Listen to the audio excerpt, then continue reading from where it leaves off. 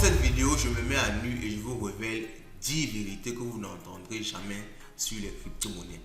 Personne ne vous dira ça, aucun influenceur crypto, personne. Dans cette vidéo, je vous révèle ça en exclusivité. Allons-y, let's go. Oh!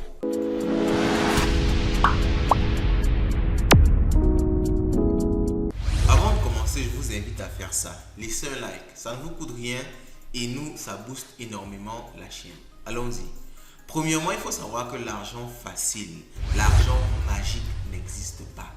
Vous allez voir des plateformes qui vous promettent des rendements de 500%, de 300%, de 1000% l'année. Soyez-en sûrs, dans 100% des cas, ces plateformes-là sont tout simplement des arnaques. Et je dis bien des arnaques. Dans 100% des cas, si vous mettez votre argent dedans, ils vont trouver une façon de vous faire réinvestir, mais vous allez finalement perdre votre argent parce que beaucoup de personnes se disent je vais rapidement investir et sortir vite avant que ça ne ferme. Dans la majorité des cas, tu vas perdre ton argent. Il faut qu'il y ait une promesse de rendement, certes alléchante, mais qui reste réaliste.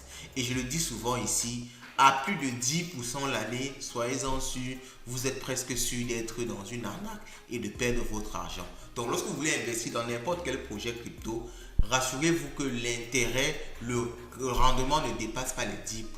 Si vous avez déjà quelque chose qui dépasse les 10% et que c'est un investissement où vous allez être passif, c'est-à-dire que vous allez bloquer votre argent et obtenir plus de 10% l'année, les gars, ne vous essayez même pas.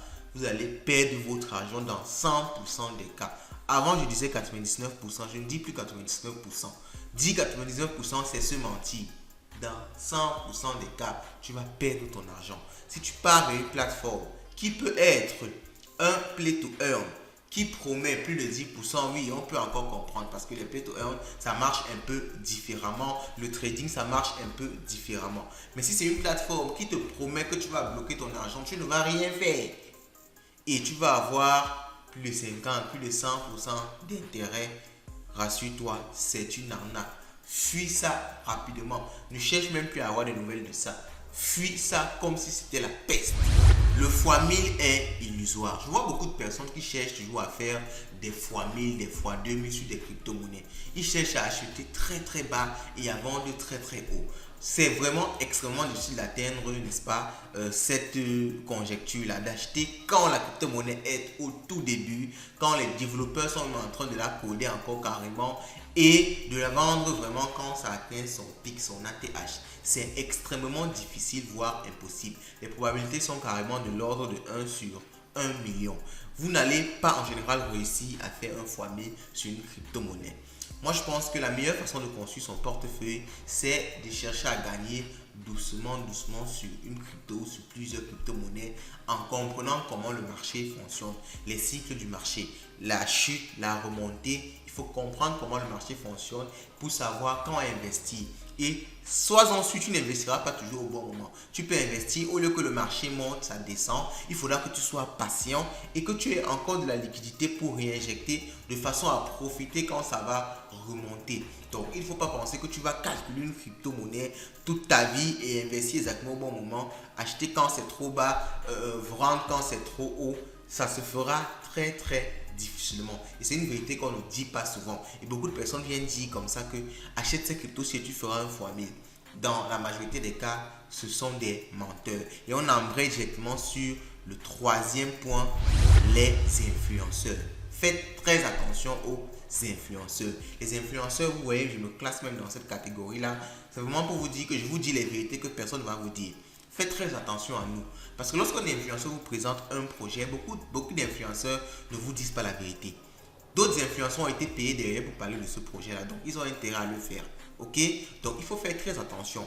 Nous, on a quand même cette transparence-là de toujours vous dire ce qui se passe. Lorsqu'on est sponsorisé, on vous dit que c'est un sponsor. Lorsqu'on investit nos propres fonds, vous voyez comment nous-mêmes on investit nos fonds. On enlève l'argent de notre compte Binance, on enlève l'argent de notre compte Coinbase, on envoie sur une plateforme, on investit avec nos propres fonds et on vous montre le suivi.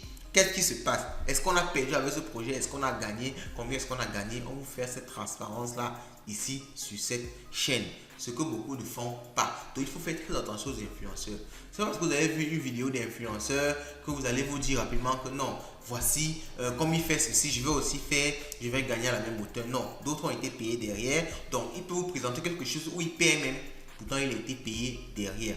Donc il faut suivre ceux qui sont vraiment transparents au minimum. Alors on peut pas être transparent à 100%, mais qui sont quand même transparents au minimum et à qui vous accordez un certain crédit. Ne suivez pas n'importe quelle vidéo et vous vous lancez comme ça, vous risquez votre argent, vous risquez aussi de perdre votre argent. Faites super attention. Le surplus d'informations est un élément également problématique lorsque vous faites de la crypto-monnaie. Vous savez, les informations de la crypto sont très dynamiques et souvent il y a des fausses informations qui circulent à gauche et à droite. Donc il est très important de savoir où prendre l'information. Moi je vous conseille d'avoir 2 ou 3 influenceurs crypto sur YouTube ou sur une plateforme connue de streaming. Vous avez 2 ou 3 informateurs vraiment chez qui vous prenez de la bonne information. Alors en France, je peux par exemple citer Asher, dans le monde anglophone, je peux citer BitBoy Crypto. Au niveau de la feuille, je peux citer Light Finance, ok? Des personnes vraiment sûres qui vous donnent la bonne information crypto et qui n'hésitent surtout pas à vous dire la vérité. N'ayez pas quelqu'un qui essaie toujours de faire passer tout comme rose. Il faut qu'il soit capable de vous dire que ici c'est une arnaque, ici il ne faut pas investir, ici, il faut souvent ça, il faut souvent ce genre, n'est-ce pas, de personnes là. Il y a également un problème avec le surplus d'informations, c'est que vous pouvez être embrouillé. Et il y a, comme je vous l'ai dit tout à l'heure, des personnes qui donnent des informations dans leur intérêt et surtout pas dans le vôtre. Donc il faut savoir faire le filtering. Un autre élément qu'il faut prendre en compte, ça va tomber comme le 5e point, c'est qu'il faut souvent prendre des pauses. Beaucoup de personnes, lorsqu'ils se lancent dans la crypto, ils savent que ça va les rendre riches, ils sont vraiment à fond dessus. Quand le marché descend, ils veulent investir à fond. Quand le marché monte, ils veulent investir à fond. Et souvent, ils se retrouvent perdus et à perdre de l'argent. Ils ne font même pas une comptabilité, une traçabilité nette de leur argent. Parce qu'ils veulent juste se lancer, ils veulent juste être en mouvement. Il faut souvent savoir que, ok, maintenant le marché est incertain, je ne fais rien, j'attends. J'attends que les choses soient plus claires. Quand les choses sont plus claires, j'investis. Quand ce n'est pas clair, j'attends. Quand c'est comme ça, je fais ceci. Il ne faut pas toujours être en train de vouloir faire quelque chose, non. Il faut souvent savoir s'arrêter un coup et dire que, ok, maintenant, je observe le marché et je ne fais rien du tout. 6e vérité, le refus d'apprendre la tokenomics. Beaucoup de personnes fuient la partie technique dans la crypto-monnaie. Et pourtant, les cryptos, ce ne sont pas des actions. Il y a beaucoup de techniques dans les crypto-monnaies. Ne voyez pas juste, ne pensez pas que vous allez venir comme ça dans un domaine, vous ne connaissez rien, vous mettez votre argent, vous devenez riche. Non, ça ne passe pas comme ça. Ça ne se passe comme ça nulle part et surtout pas dans les crypto-monnaies. Il faut à un moment comprendre ce qui se passe dans l'écosystème. Il faut à un moment comprendre comment une crypto-monnaie fonctionne pour mieux y investir. Il faut comprendre la tokenomics d'un projet. Quand on parle de tokenomics, on parle de l'économie du projet. Combien de pourcentage sera alloué à tel? Quand est-ce qu'il y aura un token unlock? Un token unlock, c'est lorsqu'on débloque une certaine quantité de tokens sur le marché. Ça fait en général que le prix de la crypto va chuter. Si vous n'avez pas ce genre d'informations là, si vous ne connaissez pas comment ça marche, vous allez rester un jour, vous allez voir que votre crypto a chuté sans même comprendre pourquoi. Et pourtant, quand vous avez ce genre d'informations là, vous savez que ok, il y aura un token unlock dans un mois, ça veut dire que le prix va chuter, je vais commencer à acheter. Vous voyez un peu. Donc c'est ça qui fait la différence entre quelqu'un qui est bien, qui s'y connaît dans les crypto-monnaies et quelqu'un qui tâtonne comme ça. Il faut comprendre la tokenomics des projets pour mieux investir dans les projets. Alors maintenant, il y a également un point sur lequel il faut éviter de s'embrouiller. La diversification abusive. Il y a des gens qui aiment trop se diversifier. Lorsqu'ils ont dans les crypto-monnaies, il y a tel crypto, il veut investir. Il y a Ethereum, il veut investir. Il y a Matic, il veut investir. Il entend parler de Bitcoin Cash, il veut investir. Il entend parler de PP Coin, il veut investir. Non. Même si un projet fait x1000, c'est en général pas le moment d'investir là-bas. Il faut prendre le temps d'analyser beaucoup de projets et de se concentrer sur quelques pépites que tu as pu repérer. Tout ceci bien sûr en comprenant comment ça fonctionne. Tu arrives à repérer des pépites, tu sais que ok, cette crypto-monnaie, si je me lance là, dans 1, 2, 3 mois, ça va faire un bon pourcentage. Ça peut faire 1 x 2, 1 x 3. Je me concentre sur ça. Si j'entends parler de PepeCoin qui a fait 1 x 1000, oh, tant mieux pour ceux qui ont investi là tôt. Mais toi qui investis dans ton petit projet aujourd'hui, sur lequel tu as bien fait ta recherche, sache que, autant pour moi, ce terme-là, ça dit souvent chasse, sache que dans 6 mois, dans 1 an, ça peut être toi qui va faire ce x1000 là. Ou alors, ceux qui ont fait x1000 sur PP, tu ne sais pas depuis quand ils suivaient le projet. Donc, il faut faire super attention. C'est parce que tu entends une nouvelle qui dit que quelqu'un a fait x1000 que tu dois directement partir chercher à investir aussi dans cette crypto-là. Tu vas en général trop te diversifier et finalement même perdre de l'argent. Point numéro 8, ayez un plan et restez-vous. Stock to the plan, comme on dit en anglais. Restez fidèle au plan. Si vous avez dit que, ok, dans ce projet-ci, j'entre avec telle somme, je fais ceci, je fais cela, après je fais comme ça pendant tel nombre de temps, après je sors. Reste par rapport à ce que tu as dit dès le début. Parce qu'en général, quand tu viens dans un projet, tu as les idées plus claires avant d'entrer dans le projet. Quand tu viens dans le projet, tu te laisses souvent emporter par l'engouement du projet, l'engouement de la communauté et tu oublies même les principes de base. Ok? Donc, il ne faut pas du tout se laisser emporter par l'engouement d'un projet. Tu deviens fan du projet. Tu es un investisseur. Tu n'es pas un fan. Ok? Tu es un investisseur. Tu n'es pas un fan. Retiens bien cette phrase-là. Tu es un investisseur. Tu n'es pas un fan. Tu es là pour te faire de l'argent. Tu n'es pas là pour adorer un projet, faire sa promo. C'est pas ça ton travail.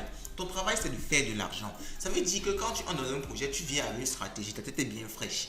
Quand tu as, même si quel que soit ce qui t'embrouille dans le projet là, tu dois dire, ok, je suis bien à $1000 de capital. J'ai dit que dès que j'atteins $1500, je sors. Tu atteins $1500, tu sors. Même si c'est le pape qui vient entrer dans le projet après, même si c'est n'importe quoi qu'on annonce dans le projet, stuck to the plan. En général, quand tu changes ton plan en cours de route, tu vas souvent perdre de l'argent. Alors, je parle par expérience. Certes, il y a des cas où tu peux changer ton plan et tu réussis quand même à te faire beaucoup d'argent, mais c'est beaucoup moins probable.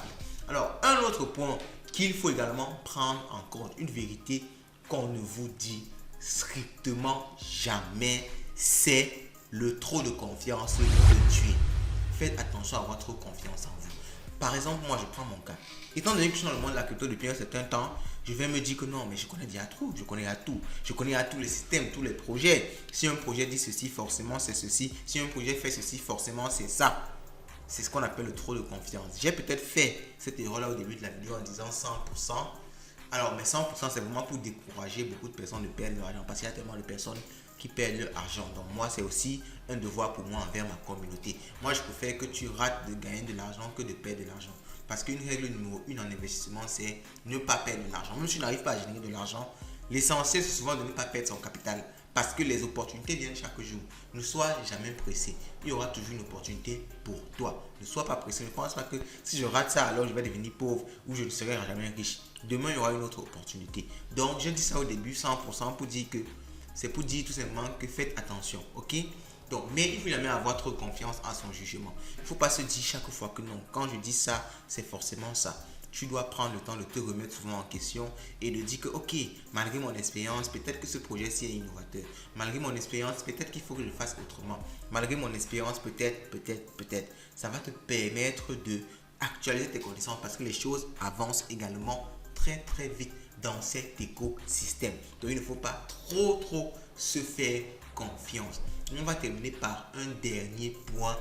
Oubliez de prendre ses bénéfices. Lorsque tu commences à gagner l'argent dans un projet, tu commences à te sentir riche. Tu penses que ça sera comme ça toute la vie. Jamais. Rien, je dis bien rien, ne donne constamment l'argent toute la vie sans qu'il y ait ce mouvement-ci. Souvent on monte, souvent on descend, souvent on monte, souvent on descend. Donc quand tu montes, il faut savoir qu'à un moment, il faut que tu prennes tes bénéfices. C'est pas parce que tu as gagné $500 que tu vas gagner $600.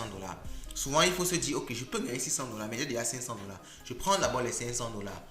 Je vais accepter, même si ça monte à 700, 800. Cette fois-ci, je n'ai pas eu $800, ça va. C'est comme je vous disais tout à l'heure, on ne vend jamais au meilleur moment. Souvent, il faut se décider de vendre à un niveau. Même si tu n'as pas le meilleur gain, tu as quand même un gain significatif. Donc, on fait souvent cette balance-là. Et quand tu as un plan défini au début, ça te permet, n'est-ce pas, de savoir quand prendre ce bénéfice-là. Même si c'est que tu ne restes pas là à voir que ça monte, ça ne monte jamais jusqu'au ciel.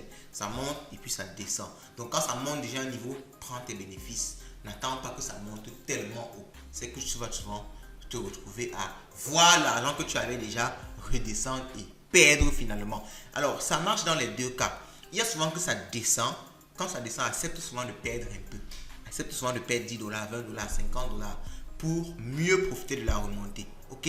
Parce que si tu n'acceptes pas, tu vas souvent te retrouver à perdre tellement. Pourtant, tu pouvais perdre juste $10, $20. Ok? Tu pouvais mettre 10, $20, vendre à perte de 20, de $10, racheter plus bas et gagner beaucoup plus quand ça remonte. Mais si tu t'entêtes, tu vas te retrouver à perdre peut-être $100, 200, $1000 pendant des mois et des mois parce que tu as tout simplement voulu ne jamais perdre. Il faut savoir être mesuré dans tout ce qu'on prend comme décision. Et je pense que c'est vraiment la leçon la plus importante de cette vidéo. Dites-moi ce que vous pensez de ce petit résumé là des techniques, des vérités sur les crypto-monnaies que moi j'ai appris avec mon expérience en commentaire. Likez, n'oubliez pas de partager la vidéo et on se dit à la prochaine.